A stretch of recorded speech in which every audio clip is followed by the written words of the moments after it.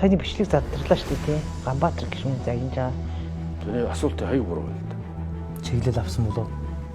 Чиглэл өгдөг авдаг албан шалтгаан ч байдаг шин. Улс төр гэдэг чинь өөрөө бол энэ төр ус ирэх шүү дээ тийм ээ. Та бас ингээд 7 жил ингээд зэтгүүлж хийчлээ. Гэтэ бас яаж ч хоёулаа баян онгорыг. Танд орж ирээ юу гэж хэлсэн? энэ ангийн чинь зандаж тэгдэг хүн бүрдүүл цайг биш.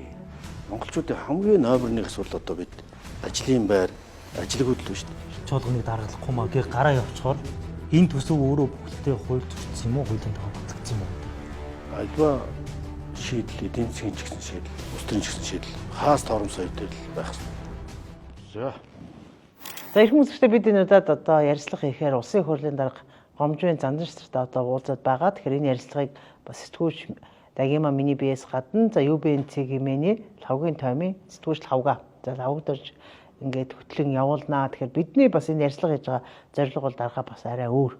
Яг л нэг улс төрийн бас уйдгартай олон нийт мэдж байгаа. Тэгээд бас мэдэх хэрэг өмнө хангацсан сэдвүүдийг хөндгөөсөө илүүтэй ер нь энэ одоо энэ төрийн ордны яг улсын хурл гэдэг энэ танхимын хүшигний ард ер нь яг юу өрөнд юм бэ? Зарим хууль тогтоомжийн ард бол сайн муу янз бүрийн зүйл болдог. Тэрийг бол бид нэг ордны бор шуу нислээ шийд юм уу тамхины цэгээс мэдээлээгээд нэг юм зүгээр жиргсэн байдлаар өнгөрчдөг байхгүй. Тэгэхээр энэ удаагийн ярилцлага юм чөлөөтэй байгаасаа гэж үзэж байгаа. Тэгээд би бол та хоёрыг хоёулаа ингээд зангаатай костюмтай ингээд суугаад байгаа болохоор бас өөртөө эвтэйхэн байдлаар зангаагаа тайлаа тий. Тэгээ гуруулаасаа тий. За одоо аль та шийдэл өөрсдөө гараад шийд. Чөлөөтэй байсан дэр. Тэгвэл одоо дээлийн өмчөд ирэх үү? Би дээлгүй ирсэн. За таны шийдэл тавья.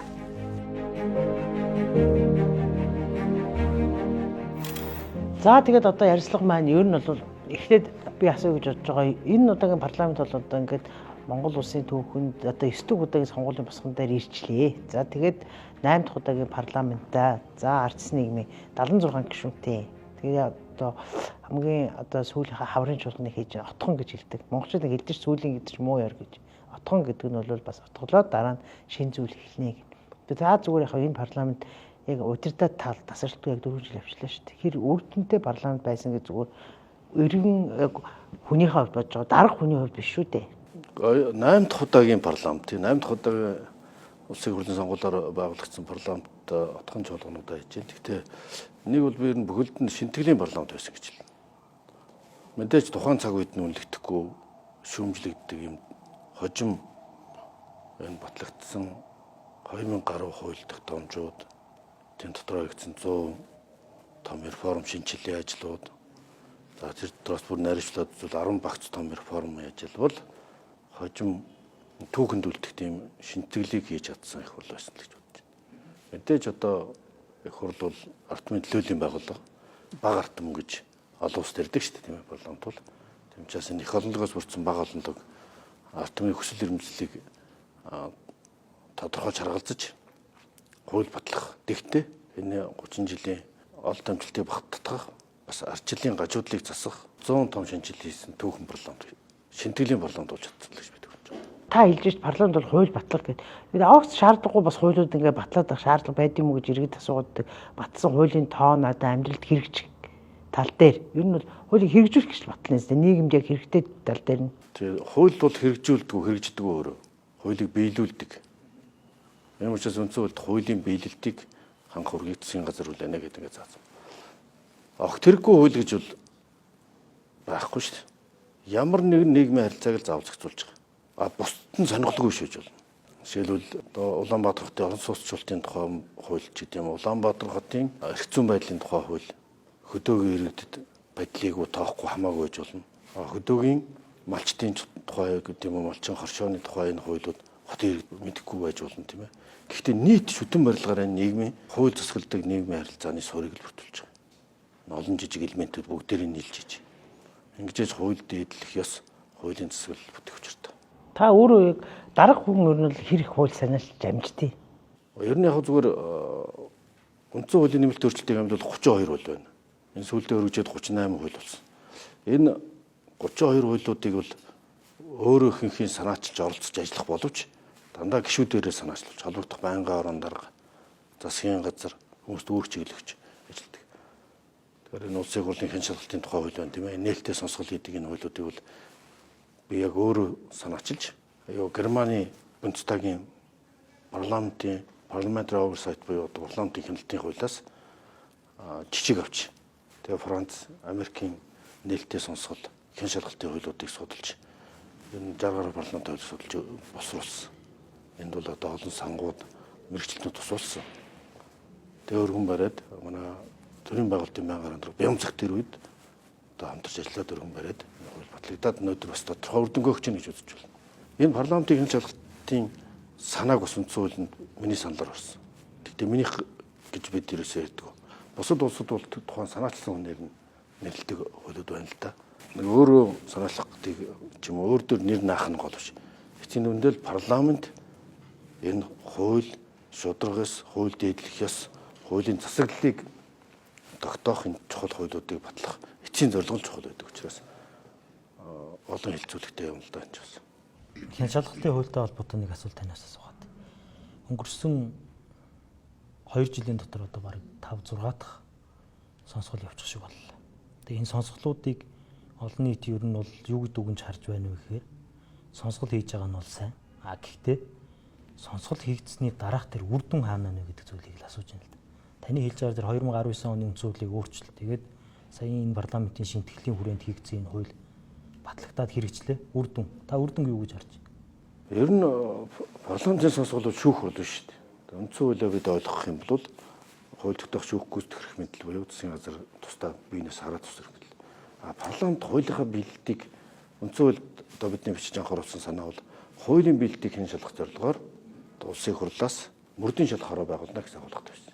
Тэр нь бол мөрдийн шалгах гэдэг нь гүйцэтгэх засаглалын засгийн газрын шүүх засаглалын ажилд хутгалж яах болохгүйгээд хяналт шалгалтын хороо байгуулна гэж хуулжсэн. Үндсэн хуульчсан. Тэгэхээр бод үрдүн шүүх хурл учраас өнөөдөр шууд улсын хурл бол тэрнийг буруутан энийг зөвтөн гэж яллаад эсвэл цагаад байдаг байгууллага биш ээ. Энийг ард түмний мэдэх эрхийг хангасан нэг. Ард түмний мэдэх эрх иргэний нийгмийн шаардлагыг бий болгож идэг. Энийг зэгцэрх хөдөлгөөн гэж байна. Энэ өөрөө голдорт ороод 30 жилийн замбраагүй, эмх замбраагүй молекулын хөдөлгөөн шиг энэ замбраагүй, дэг журамгүй байсан энэ тогтолцоонд дэг журам руу, ёс зүй рүү, зарчим руу хөдөлж байгаа. Өөрөлдөл нь ил тод болгож байгаа юм. Ил тод байдал бол өөрөө парламентын хяналтын чухал хэрэгсэл юм.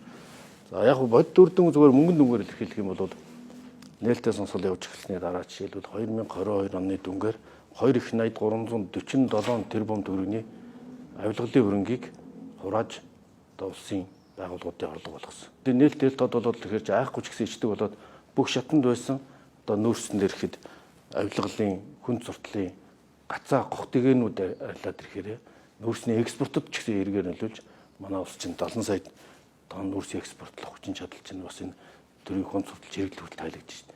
Энэ бүхэн нээлттэй тод байдлын үр дүн. Хууль хяналтын байгууллагууд бол энийг холбогдох дэг журмынхын дагуу хилцээд гин буруутай хэсгийг нь тогтоогоод шүүхийн процесс явж байгаа учраас бид нэр шүүхийн процесс нөлөөлөх үндсэн хуулиараа боломжгүй хаалттай.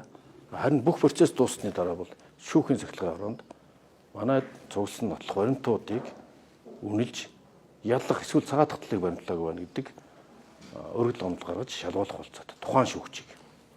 Энэ сонсгол болохоор за улсын хурлын гишүүд дуудагдж, засгийн газрын гишүүд дуудагдж, за өмнө нь бас төрийн өндөр алба хашиж ирсэн хүмүүс дуудагдсан. Тэгэхээр нууц тушаал тантай яг энэ сонсголтой холбоотой ингээд тэр хүчний ард те ингээд уурлаж бухимжижсэн бас энээс үл сөрөг ийм асуудал гарч ирсэн тохиолдлууд байна уу? Ер нь нам дотор ч гэсэн үйл ойлголт үүсдэг штеп гин. Би бол дургуул байсан сонсголт дуудагдж ирсэн улс төрчдийн дургуул байсан сонсголт. Танаа бүлгээс чинь 5 хүн зарлагдсан штеп. Нүүрсний улгаатай холбоотойгоор. Зөндөл хүн дууддаг. Энд чинь гэрчээр дуудагдж байгаа шүү дээ. Аль эсвэл нэг гин буруутан болгож ялалж байгаа юм уу? Аль эсвэл зөвтгөж байгаа хэлбэр шүү. Ард түмний мэдэх эрхийг л хангаж байгаа. Ерөөсөө парламентын хяналт шалгалтын үндсэн чиглэл үргэл ард түмний мэдэх эрхийг хангах нээлттэй сонсгол гэж нэрлэж байгаа шүү дээ, тийм ээ. Шүүх хурал юм уу? Аль эсвэл хин нэгнийг буруутгадаг, зөвтгөдөг боловч. Тэгвэл хизээ байхдаа одоо төрийн өндөр албан тушаалтнууд тийм ээ. Ерхийлэгч байна, ерхий сайдч байна, улсын хурлын газрын гишүүд ирээд ингэж ард түмний өмнө нөрөө олзуулаа суудаг байсан юм байна. Энд чинь нээлттэй сонсголын үр дүн мөн чанар баг. Инхээр бүх юм нээлттэй л тод болж байна. Тэгэхээр хайцсан одоо том дэвсгэрийг сөхөө тарахаар доор нь тодорхой язганж идэг шүү дээ, тийм ээ. Гадна харахад бол гаднаа гяланцгал байсан. 30 жилийн арчлалын маань нэг гажуудлал нь өмч хөвчлөөс эхлээд 40-40 юм алт илээ юу хэрэг гэмтрэл ингээд болоод идэг шуугаал өнгөрчдөг гэсэн бол анх удаа төрөөрөх барихтай байгууллагынхаа хүрээнд нийтийн ашиг сонирхлыг үндсэн тодорхой асуудлаар хуулийн биелэлтийг хангах зорилгоор бид нээлттэй сонсгол явуулдаг. Энэ зарчмал. Цаашдаа энэ улам ирчээ авна. Олон парламентын гишүүдтэй болох хэрээрээ асуудлууд нээлттэй тод болно. Нээлттэй тод байдаг чинь өөрөө тухайн асуудлын энэ зэгцрэх хөдөлгөөнд ингээд өөр ирэхгүй хөтлөө явчих. Органик зам ёсоор энэ цаашдаа энүүгээрээ хууль шүүхийн байгууллагууд ч тэр эсвэл төрийн байгууллагууд ч гэсэн энэ ажил чинь ингээд явж байгаа. Нүүрсний сонсгол дээр нэг сонирхолтой асуулт байна. 2023 оны 6 сард одоо сая байгуулагдаад сонсголоо хийсэн түр хорооны өмнөх түр хороо хугацаанд дууссан тийм ээ. Сонсголоо хийж чадаагүй. Танай парламент та санаачилж ажлын хэсэг байгуулад энэ хоёр тухайн үед бол хууль зүйн сайд Нямбатар дарга байсан. Энэ хүнийг толгойлуулад дахин ажлын хэсэг байгуулад түр хороо байгуулсан. Тэр өмнөх түр хороо яг ажиллаж чаддаг. Янз бүрийн дарамт танаа намынхан энэ юм болооч дарга цэрэгнэрээс хилсэн ган болд гишүүнийг 2 3 удаа дуудсан гэл төрийн албан дотор борч өгөх нисэл яригдал байсан шүү дээ. Ажлаа хийж чадаагүй биш л дээ. Ер нь яг ингээ он дороолоор нь харах юм бол 2022 оны 6 дугаар сарын 10-ны өдөр тэр үед нүүрсний хулгай гэж мэддэгч байлаа шүү дээ. Нүүрсний тээвэр логистик айл хяналт шалгалт энэ асуудал дээр нэг асуудал байна гэдэг. Хяналт шалгалтын түр хороог 22 гишүүний бүрэлдэхүүнтэйгээр 22 оны 6 дугаар сарын 10-нд байх болсон. Тэгвэл нүүрсний жагсаалт хэдэн сарын хэдэн болсон? 12 сарын 3-нд эхэлсэн билүү. За 6 сарын дараа гост. 6 сарын дараа гост тийм ээ. Тэгэхээр тэр ажлын хэсэг чинь байгуулагдсан өдрөө хууль хяналтын байгууллагад ажиллаж ирсэн, мөрдөн байцаагч ажиллаж ирсэн, хэн шалгач нар, шинжээч нар тавьж ажиллуулсан. Энэ ажлын хэн шалгалтын түр хороо чинь хэлэг айлын мэдээ, статистикийн мэдээ, тавталгын мэдээнүүд тоо зөрж байна. Энд нүүрсний хулгай байна. Айлын мэдээ, статистикийн мэдээ, хэллийн мэдээнүүд зөрөөд байна гэдэг юмыг анх тэр шинжээч нар гаргасан. Хоёрдугаарт аптекийн гэрээ нууц байсан тийм ээ. Энийг хилтэд болгосон. Гуравдугаарт энд ерөөсөө хэлэг айл 5 дахь дээр нүүрсний асар том асуудал нэгдийг хилтэд болгосон. Улсын хурлын тогтоолыг таад үзэх юм бол төсөв бодлоготой баталсан 11 сарын 10-ны тогтоол дээр энэ бүх юм дэлт болсон байна. Ингээд нээлттэй сонсгол явах гэжсэн чинь жагсаал зуглаан болоод. Гадны жагсаалын нэрийг юу гэж харддаг вэ? Жагсаалыг хоёр талдаа. Нэг талаасаа энэ бол бас ард түмний дэмжлэг, иргэдийн дэмжлэг энэ нүүрсний асуудлыг улам мэлдэд болох, шалгах ийм дэмжлэг өссөн. Түлхэц өссөн. Нөгөө талаасаа тэр ард иргэдийн шаардлагын дагуу мөрдөн байцаах ажиллагаа эхэлсэн. Та эдийн парламент ерөнхийдөө нэг цогц асуудлыг шийдлээ дуслаа. Одоо та нууж хаах асуудалгүй ер нь хүчний ардах юмыг яриад өгөөч л гэж байна. Улс төр гэдэг чинь өөрөө бол энэ төр ус ирэх шүү дээ тийм ээ. Мэдээж одоо нөлөөлөлт яриа холцоо байсан байж магадгүй. Үндсэн шалтгаан нь улсын хурлын хэн шалгалтын тухай хуулинд мөрдөн байцаах ажиллагааны нууц тодорхойлбол хэн шалгалтын сонсголт явуулж болохгүй гэсэн заалт. Яг тэр хуулийн заалт шилжлийн дагуу тухайд мөрдөн байцаах ажиллагаа явагдаж байгаа учраас энэ сонсгол ашиглагдана. Гэхдээ жишээлбэл тэн дээр чинь шүүх хурлаар орох гэж байгаа нэг нотлох хоринтуудыг өөрчлөх, мэдүүлгүүд өөрчлөгдөх тийм ээ. Тэн дээр нээлттэй яригадаад эхлэхээр чинь нэг оролцож байгаа гэрч холбогдох тэгээд чинь тайлбар мэдүүлгээ өгнө асуулт нь асуугдана. Ингээд мөрдөн байцаах ажиллагаанд цаад учруулах тохиолдолд хэн шалгалтын сонсгол явуулах гэж. Аимчаас мөрдөн байцаах ажиллагаа дуусны дараа улсын хурл энэ дарга захирамж гаргаж ахиж сэргээж ажлын хэсгийг байгуулж тэгтээ гамболт гишүүний оролцоотой хуучин минь уламжлалт залгамжилж хэн шалгалтын сонсгол явуулах төр хороо байгуулах шийдэл гаргалгааг болж ингэж ахиж үргэлжлүүлсэн. Мэдээж ийм хоёр төрлийн саад байсан гэж хэлж байна. Тэгэл одоо яаж тавь. Хууль зүйн хувьд бол Нүүрстэй холбоотой асуудлыг хоёулаа хөндөд шууд ороод ирлээ. Дараас асуух нэг асуулт байна. Сүүлийн 4 жил тасралтгүй. Тэрний өмнө 2 жилгээд та үндэсний аюулгүй байдлын зөвлөлт дээр 6 жил суучлаа. Аптек гэрээ гэдэг зүйл ярьсан. 5 жил суусан 2019 онд тий. Аптек гэрээ гэдэг зүйл ярьсан. Төмөр зам яг 19 онд баригдчихсэн. Тэр зөвлөмж үнэхээр яг төмөр замыг нууцд аваад цэргүүдээр бариад ингээд хий гэдэг зөвлөмжийг засгийн газар шийдэл болгож өгсөн юм уу? Эсвэл тухайн үед яригдаад байсан зүйл нь ус төр байсан юм уу? 3 үний л асуудал шүү дээ. Ер нь тийм нууцд ав төмөр зам баригдсан зөвлөмж үндэсний аюулгүй байдлын зөвлөл гаргахгүй шүү дээ. Яг л үндэсний аюулгүй байдлын зөвлөмж гэдэг юм чинь аж ахуй ажил хийдэг байгууллага шүү дээ. зөвлөмж гэж байгаа үстэй тийм ээ. Өгч байгаа зөвлөмж нь улс орны хэмжээнд эдийн засгийн аюулгүй байдал чухал ач холбогдолтой томоохон төсөл төлбөрүүдийг хэрэгжүүл холбогдох анхаарах байгууллагууд анхаарах гэсэн тийм зөвлөмжүүд өгч байдаг. Тийм чиглэлүүд өгвөл хууль тогтоомжийг ягчлал бариад тийм ээ ойлгол гээл хууль ашиг сонирхлын зөрчлөөс ангид байж аливаа төсөл төлбөрүүд хэрэгжиж явах гэсэн зөвлөмж өгч байсан. Сүүлийн үед таны нэг ингээд саяны бичлэг задарлаа шүү дээ тий. Ганбаатар гишүүний загинж байгаа. Улсын хурлын нэг ёс зүйн асуудлыг бол бас манай хэвлийг их хүнддэг шүү дээ.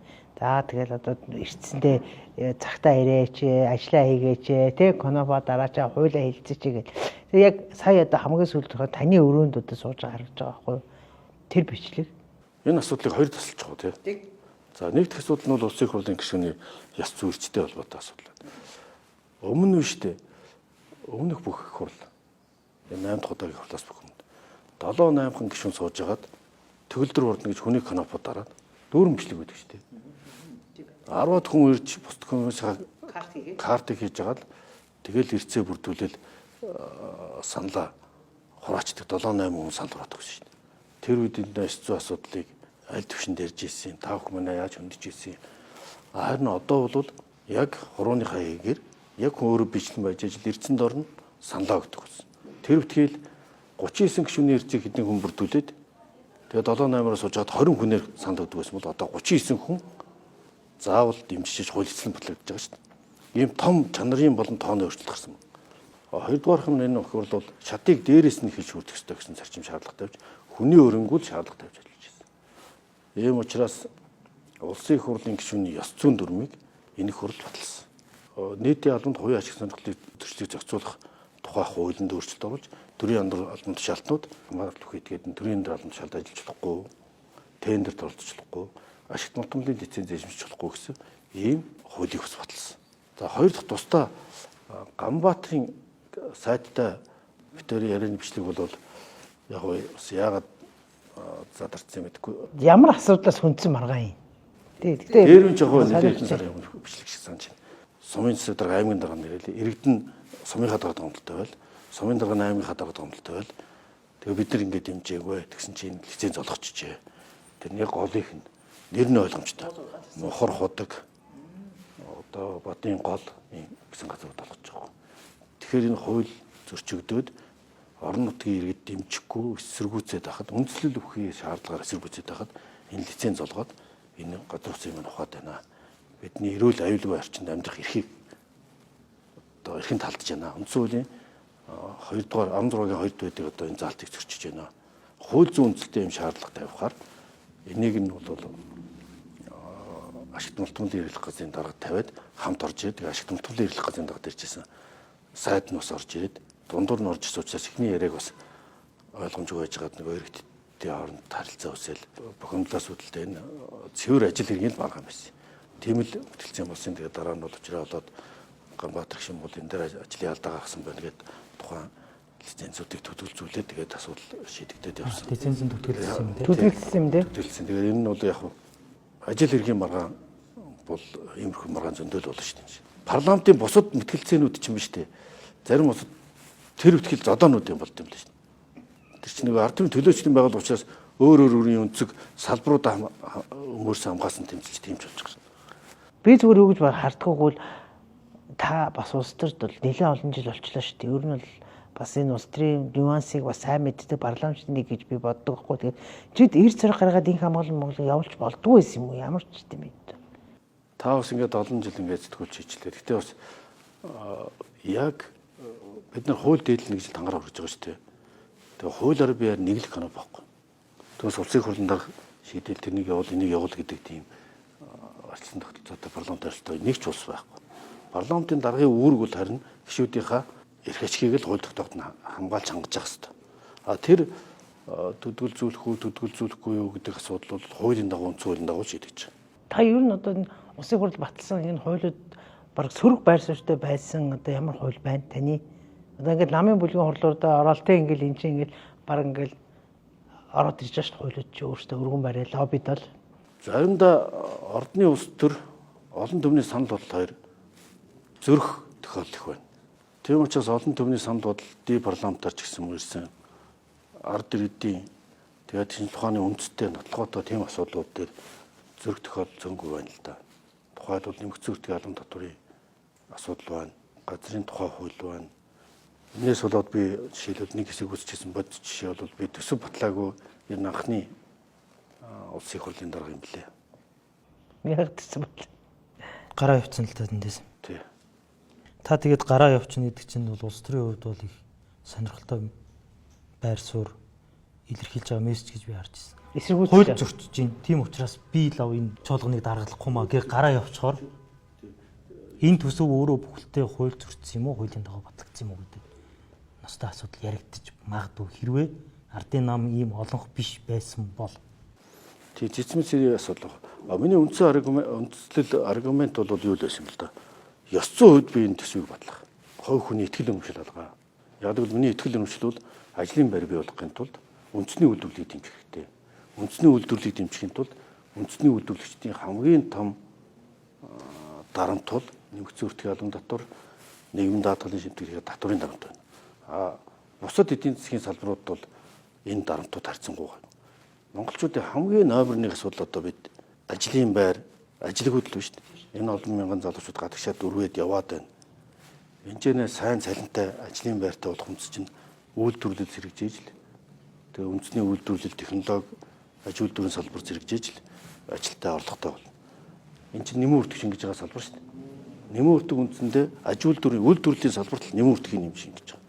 Тийм учраас нэмэн үртгийн татварт хамгийн их дарамт үүсгдэг, элмэдэг гэж хэлэх нь жаажин зүгээр дарамттай байдаг салбар үндэсний үйлдвэрийн салбар.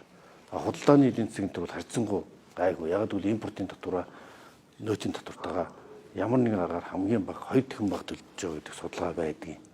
Ийм учраас импортлогч нар дээр болгоо. Тэгэхээр импортлогчдын ачаатайгаа өрсөлдөх чадварын үед үйлдвэрлэгч нар сул болохоор үндэсний үйлдвэрлэл яаж сэрэх вэ? Үндэсний үйлдвэрлэл сэрэхгүй бол яаж ажлын байр бий болох вэ? Ажлын байр яаж сэрэхгүй бол яаж ажилгүйдлийг бууруулах вэ? Ажилгүйдэл бууруулахгүй яаж ядуурлыг бууруулах вэ? Үндэсний үйлдвэрчээр нийгмийн даатгал нөөц өртөл өртөө үлдчих тийм л шүү дээ. Тэгэл тэрийгэ төлж чадахгүй ингээл асуудал тавиад байгаа шүү тийм ээ.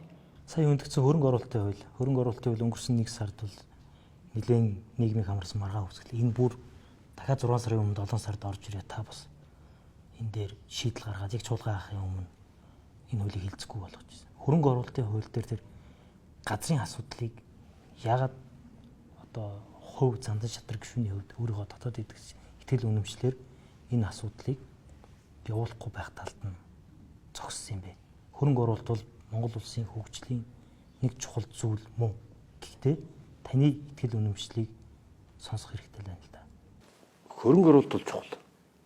Хөрөнгө оруулалт харилцан үр ашигтай байх нь чухал. Тийм ээ. Хөрөнгө оруулалт ажлын байр бий болгож хөгжил төвчлийг авчирдаг. Дэлхийн нийтийн чиг хандлага бол одоо чухал салбаруудаа тодорхойлдог. Хөрөнгө оруулалтын тэргүүлэх салбартаа ийм таатай нөхцөлийг бүрдүүлнэ гэж оруулж ирдэг. Ийм дэлхийн нийтийн чиг хандлагын дагуу манай хөрөнгө оруулалтын орчин байх хэрэгтэй. За энэ хөрөнгө оруулалтын үед бол нэгээр татахгүй болон асуудал байгаа юм. За сонс. Зөвхөн өнгөц нэгдүгээр асуудал нь бол газрын асуудал тийм ээ. Нэгдүгээр асуудал газрын асуудал гэхээр хөрөнгө оруулагч газрыг 100 жилээр эзэмших ашиглах гэдэг асуудал бол үндсэн хуулийн зөрчилтэй болж байгаа. Хууль өөрөө зөрчилтэй. Яагаад гэвэл газрыг гадаад иргэн бол ашиглаж болно, эзэмшиж болохгүй. Тэгтэл нөгөө тал руугаа тонгорохоор дотоодын хөрөнгө оруулагч нар одоо саяны хэлдэг өдөө аж ахуй үйлдвэрлэл, аж үйлдвэрлэхлээр явахаар газар эзэмшиж болохгүй болчихж байгаа. 15 жил байдаг. 15 жил ч огт газар эзэмшиж болохгүй болчих хөрөнгө оруулалт. Дотоодын хөрөнгө оруулагч таачиж байгаа. Саяын хуулиар тий. Саяны хуулиар. Залдаа Зөвхөн батлагдсан бол гэдгээр нэрж байна. Зөвхөн ашиглаж болно гэдэг чигээр чинь одоо маш олон компаниуд хөдөө аж ахуйр орж байна, эрхэлж байна, газар тариал эрхэлж байна, орчимчсан мал аж ахуй, хэрэмрийн аж ахуй эрхэлж байна. Тэгтэл эзэмшиж болохгүй болчихсон гэхээр чинь нэг засаг дарга нэг өглөө босоод хувийн үзэмжээр чинь заа чиний газар ич авлаа. Ашиглалтын асуудал чинь ашиглах асуудал чинь тийм хязгаартай байхгүй. Ингээд дотоодын хөрөнгө оруулагчдад маш эрсдэл тавуул. Хөөц ийм агуулгатай.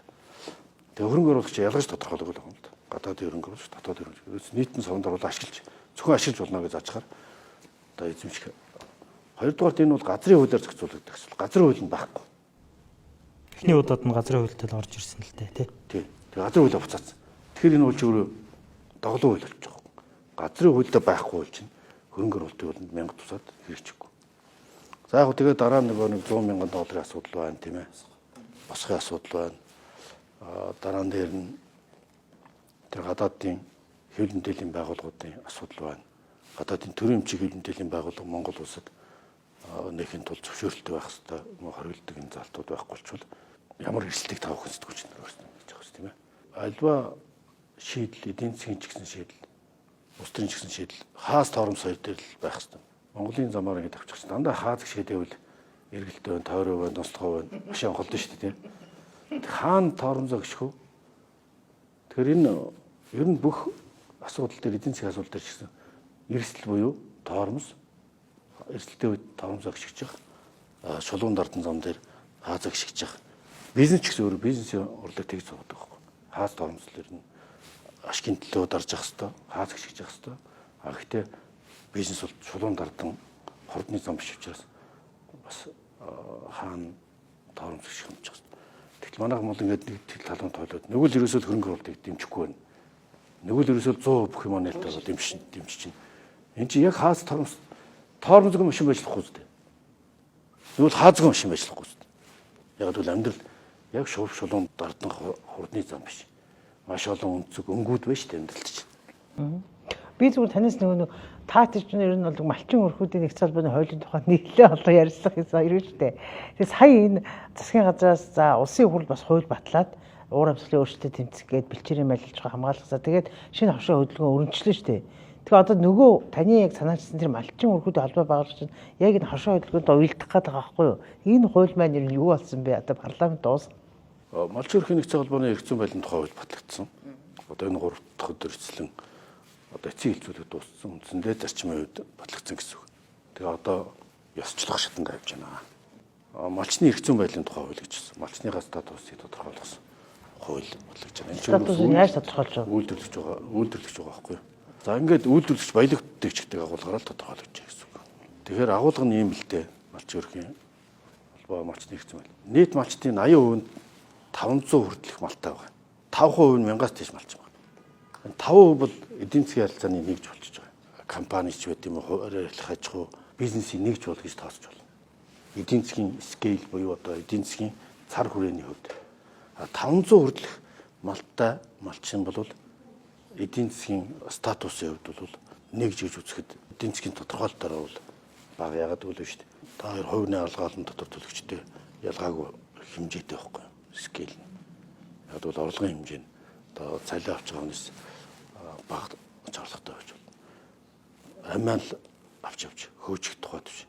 Тийм учраас эн чинь өөрөө зохион байгуулалтанд орж иж энэ уур амьсгалын өөрчлөлт, энэ зах зээлийн нийгэм тасан зохицсон уур амьсгалын өөрчлөлт, энэ өдрийн нөхцөл тасан зохицсон шинэ хэлбэр аж ахуйг л дэмжиж уламжлал дээр тулгуурлаж арай жоо өөрчлөгдөж шинжлэгдэж өгч байгаа болгодлын бүх хуулийн зохицоороо сууж байгаа. Нээлттэй сайхан ярилцж байгаа шүү дээ. Би танаас нэг асуулт байна. Энэ хөрөнгө оруулалтын хуулиар орхимооргүй байна л да дуусгачих гэж бодож байна. Монголын ерөнхийлөгч асан Батболго таны өрөөнд нэг орж уулзалт хийгээд буцаж гарч ирээд хэвлэлд мэдээлэл өгөөд газрын тухай харилцаа бол Монгол улсын суур үндэсээ гадныхан 100 жилээр Монгол улсын газрыг өгөх гэж байна. Одоо хариуцсан сайдын хэлж байна. Тэр хүмүүнээс болж байна. Буцаж гарсныхан дараа үйл процесс яасан бэхээр чуулган дээр энэ хуулийг зогсоосон. Тэгээд таныг Батболго ерөнхийлөгчийн захиас даалгавраар энэ хуулийг зогсоолол гэдэг яриа гарсан шүү дээ. Та энэ дээр нэг тодорхой хариулт өгч. Үнэхээр тэр үний нөлөө орсон юм уу? Дотоод ихтгэл үнэмшилж байсан юм уу? Яаж ч хоёулаа баян онгорих. Тэр нэмэг ингээд нэг баримттай он цаг дарааллын үед зөв тунгааж авах хэрэгтэй байна сэтгүүлчд жишээлбэл. Одоо энд ингэж бодож байгаа. Яг тэгэхээр энэ хууль 2023 оны 6 дугаар 7 дугаар сард 7 дугаар сард өргөн баригдсан. Тэр үед нь би хилцэхгүй гээд болиулж ирсэн бүгд. Тэгээд газрын тухай хуулийг батж аваад 11-2 сарын үед дахиад хилцүүрхээр орж ирсэн. За яг орж ирээд хилцүүлэх явсан чинь энэ асуудал ийм атсан шалгаатай хэлбэр бидэнд ойлгуулахдаа бол нөгөө эзэмших гэдгийг авчсан гэдгээр нэг ингээд ороод ирсэн чинь асуудлууд дахиад илдээд байна. Тэр үед нь бид нар энэ асуудлыг сан тураахгүй хилцүүлэхгүй буцаацсан байсан. Тэрнээс бүр дараа нь Монгол Улсын ерөнхийлөгч асан Батулга улсын хурлын гишүүдийн хамт надад орж иж болсон. Тэгээ хүмүүс гайхаад байт юм л да. Одоо улсын хурлын гишүүд бол манай өрөөнд чөлөөтэй орж ирэл уулздаг. Эрхтэй угаасаа гишүүд чинь дарагтаа асуудалтай. Тэгээ гишүүд орж ирж уулзъя. Монгол Улсын ерөнхийлөгчөөр ажиллаж байсан улсууд уулзч асуудал тавихыг би хүлээж авах нь зөв өснө хэрэг үстэй тийм ээ.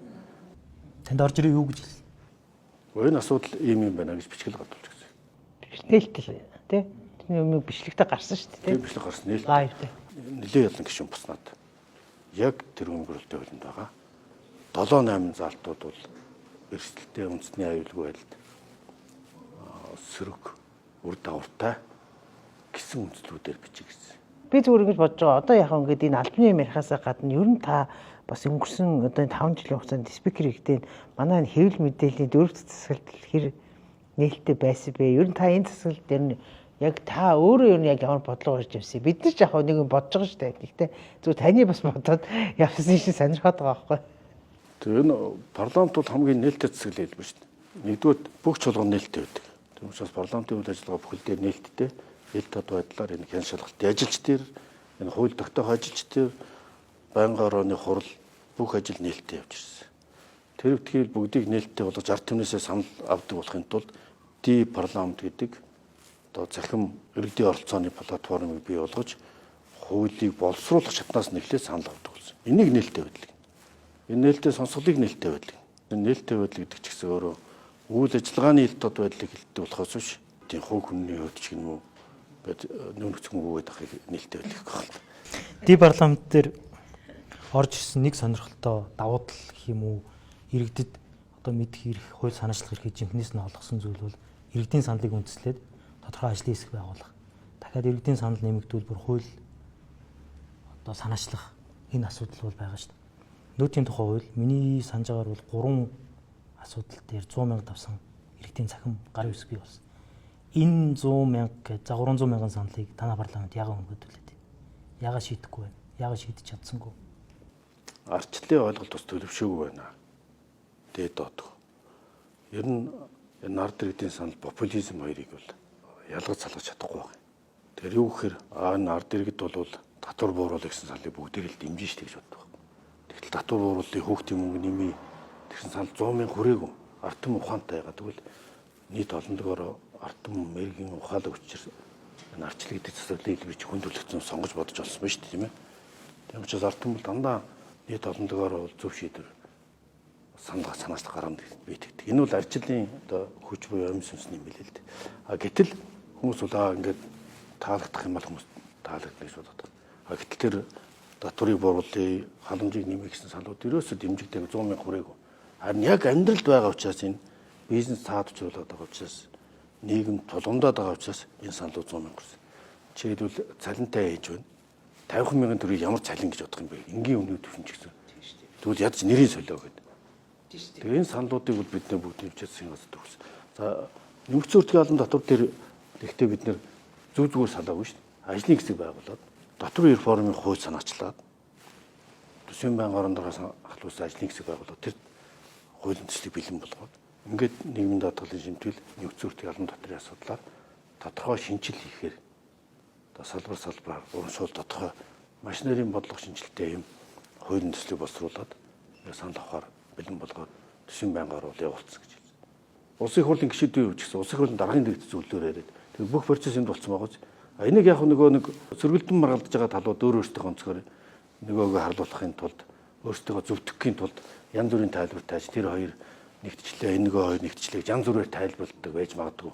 Тэгэхээр бод жишээ нь би тухайн үед улсын хурл өөрийнхөө өөрсдийнхөө бүрэн эрхийн хүрээнд хууль батлахгүй үсгээ шийднэ. Улсын хурлын гишүүд өөрсдөө итгэл үнэмшлээр шийднэ.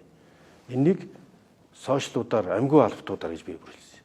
Тороол гэдэг чинь амьгүй албатуудаараа дайруулад сошиал дайралт шантажаар хууль батлуулна. Эсвэл хуулийг зогсооно гэж алинж байхгүй шүү. Бид энэ чинь итгэл үнэмшлээрээ өөрсдөө шийдээд явах болно гэдгийг зориг зохинд хэлсэн байна. Тэр олон нийтийн өмнө хэлсэн юм бол хамгийн бод баталгаа баримт гэж бодож байна. Ер нь зөв үлсийн төлөө бол биш дээ. Монголчууд үзэл бол одоо нам улс төр хатахгүйгээр нэгдэж чаддаг байна. буруу зүйлийн эсрэг бол намуул даргалзан тэмцэж чаддаг байх хэрэгтэй. Энэ ч л зарчим шүү дээ.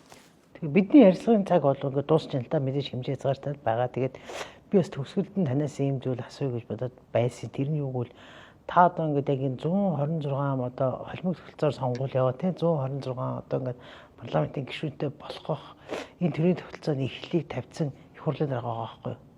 Үндсөөлөл өөрчлөлт одоо 2019 он тэг ингээд хийцэн. Тэгээ ер нь та яг одоо энэ сонгуулийн үр дүнгээр байгуулагдах парламент Монгол улсын хөгжилд ер нь хэр бодтой хувь нэмэр оруулна гэж бодож байна. Хэр чамба парламент болно гэж бодож байна. Айлсгууд нөгөө бид нар бас сэтгүүлчнээ яриад байгаа шүү дээ. Одоо Америкт одоо Калифорни Шварценеггер сонгогдох сонгуул шиг юм болж бүр те ингээ парламент чавдах сулрахыг гэдэг болгоомжл байна зарим хүмүүст. Тэр үндсэн хуулийн нэмэлт өөрчлөлтийн энэ гол зорилго нь олон өнгөтэй хариуцлагатай, олон өнгөтэй болохоор илүү хяналттай болно шүү дээ.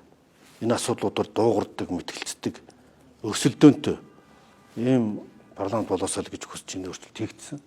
Гэхдээ энэ өөрчлөлтөд бас олон хүчин зүйл нөлөөлнө л дөө.